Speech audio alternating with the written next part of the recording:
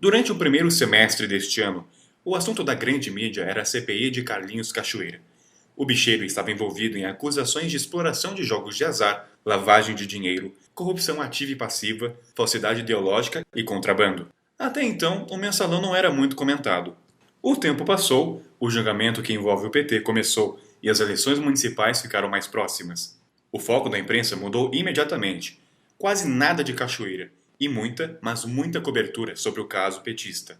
Isso não seria nenhum absurdo se a repercussão fosse justa com a importância dos assuntos. Cachoeira ainda respondia por tudo o que era acusado, mas já não tinha mais o seu rosto exposto por tanto tempo em TVs, jornais, revistas e sites, e também não era tão comentado nas rádios. Tudo era mensalão, o grande escândalo que veio à tona ainda no primeiro mandato do ex-presidente Lula. De acordo com o seu interesse, a mídia controla o que é noticiado, controla os assuntos que vão ser debatidos e esconde aquilo que para ela é conveniente. Isso se chama Agenda Setting, uma teoria de comunicação desenvolvida na década de 70 por Maxwell McCombs e Donald Shaw, dois pesquisadores norte-americanos que queriam medir quanto a mídia influenciou a cabeça dos eleitores nas eleições para presidente dos Estados Unidos em 1968. Essa escola consiste no poder que a mídia tem ao pautar os temas que vão ser debatidos em uma sociedade.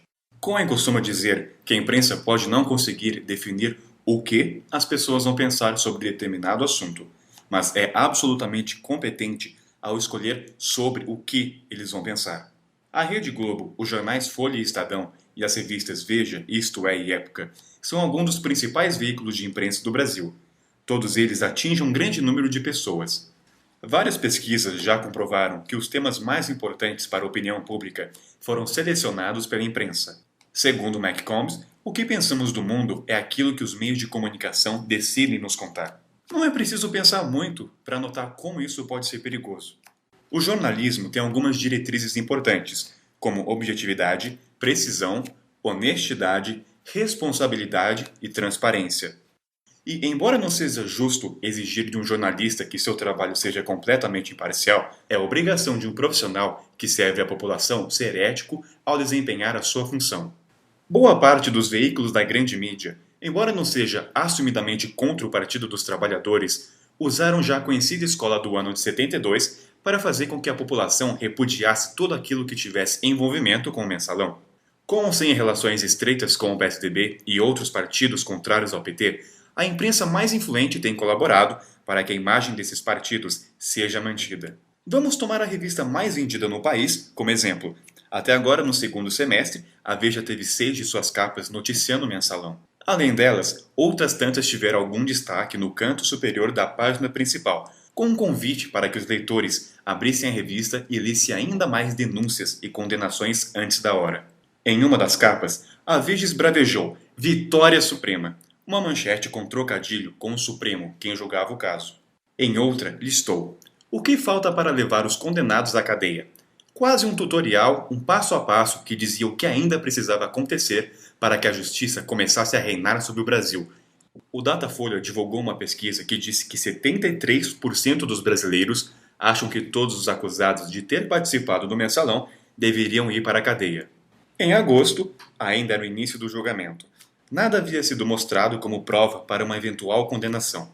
Mas existe o fator cobertura jornalística. Só se falava nisso. Quem se mostrava sereno e optava por aguardar o julgamento nada mais era do que um cidadão passivo e conformado com a corrupção. Praticamente um cúmplice. Uma cobertura exagerada faz o público inverter os valores básicos da lei, que é a necessidade do promotor de provar a culpa do réu, e não o réu provar a sua inocência.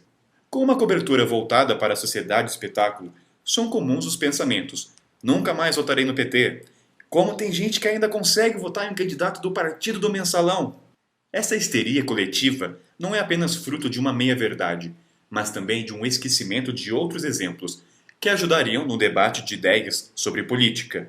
Essa quase lavagem cerebral faz com que fique parecendo que apenas o PT tem episódios infelizes. O próprio PSDB, que acabou sendo protegido por conta dos ataques ao PT, é protagonista de um deles, também gravíssimo. No livro A Privataria Tucana, de Amaury Ribeiro Júnior, ficam claros os esquemas armados pelo PSDB. José Serra, à época ministro do Planejamento, foi o grande beneficiado em São Paulo pelos ataques ao PT de Haddad. e era peça-chave no esquema que foi comprovado com documentos. A grande imprensa, no entanto, quase não se refere àquilo. É importante ter em mente que o certo não é deixar passar o que aconteceu no mensalão. Tudo isso precisa ser investigado a fundo. A questão, porém, está na diferença de tratamento. Se existe um caso de corrupção, informar a população, fiscalizar o julgamento e cobrar punições justas aos condenados. Se existem dois, fazer o mesmo com o outro. Mas por questões comerciais ou interesses próprios, não é o que acontece hoje.